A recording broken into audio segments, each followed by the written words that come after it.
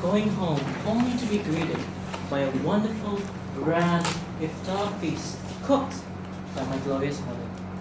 Sambusas, kebabs, machabus, tempura. You name it, we have it. But there is only one slight problem. She expects me to eat it all.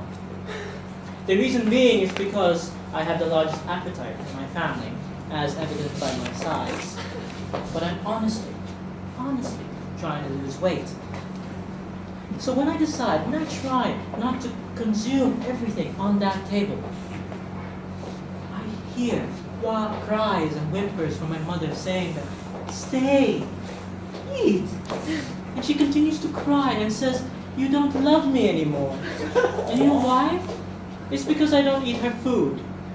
And so there I am, forced to consume and finish everything on that table, only to have 3 to 4 hours later, my mother buying half a chicken for me for dinner because she thinks I'm hungry.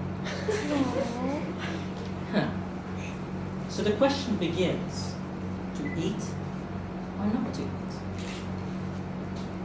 My fellow Toastmasters, Master of Ceremonies, and my dear guests, a warm good evening to you all and Ramadan. Good evening. I'm sure each and every one of you had a satisfying meal today. At least some of us did. I know I did. But sometimes don't you think that meal that you have was a bit too satisfying? Overindulgence or overeating is one of the biggest problems most people have during the holy month of Ramadan. Some of us, our whole lives. As you can see with my earlier story, my mother, with her doting love, her culture, her tradition, is a pure example of this.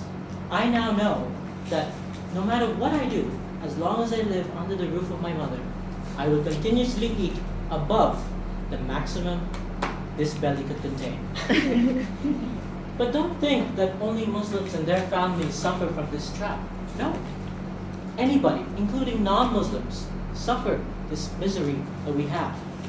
Go around iftar time and you will see hotels serving mountains and mountains and mountains of delicious, wonderful, yummy, goody food that you can't resist. And then you've got your standard restaurants serving you iftar buffets, iftar meals, all for dirt cheap. And the most popular one, the one most popular amongst all my friends, is the all-you-can-eat offer from Papa John's for BD 2.2. Only BD 2.2. Imagine, you don't eat during the whole day because you're fasting, or you can't eat in public. And then you go to Papa John's, you give him your 2.2, and you eat pizza after pizza after pizza. First it'll be 3, then it'll be 5, then it'll be 10, 12, and 12. And you will order that with a huge order of Coke. See, medical science does not need to explain itself on how bad this is for you. This is where common sense fails, but overindulgence prevails.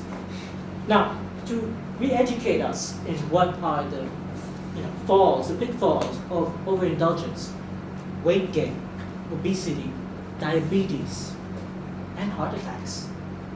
This all you can get, even if you are a perfectly fit person, you can gain this all within 1 month just by overeating.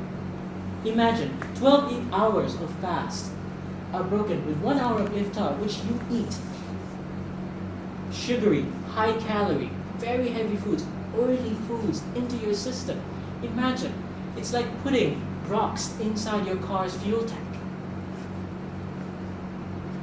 So, as a young adult Toastmaster, one needs to be young and healthy, especially if he wants to get married soon.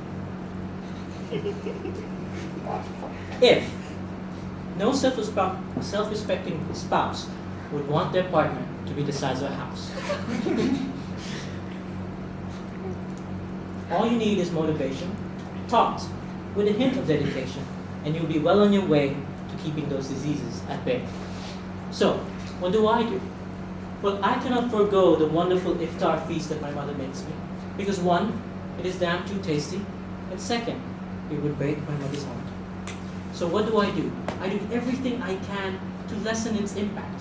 I start to choose healthier foods at the table. I bought my mother an air fryer to keep those deep fried foods deep fried free. I drink a lot of water. I go to gym 3 times a week. It's not evident, but something's happening.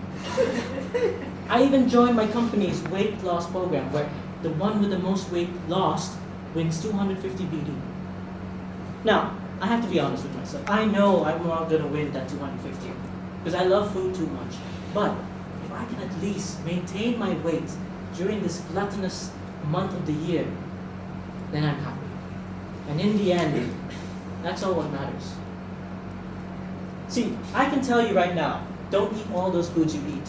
Don't eat a pizza. Don't eat a burger. Don't do this. But it's not my role. Anybody can do that. But what I ask of you is to be a smart person. To have that urge, to take that urge and use it, but control it. Eat what you want, but take and limit what you need. Make it a choice, not a must. Because all of us have our own dietary preferences. I like meat, you like chicken. All of us have our different things, but in the end, if we do not have any control, we will end up in the same place. One, which is either the hospital, or second, under the ground. So this is what I urge of you. Next time when you have your iftar meals, and you see it on your table, all those foods cooked by your mother out of her labor of love, eat it to make her happy. But remember this, the choice is always there. You have to think about what you eat.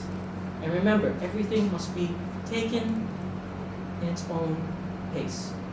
Too much of a good thing is a bad thing. So tomorrow when I have my iftar and I see the food, the question and the choice will always forever remain, to eat or not to eat.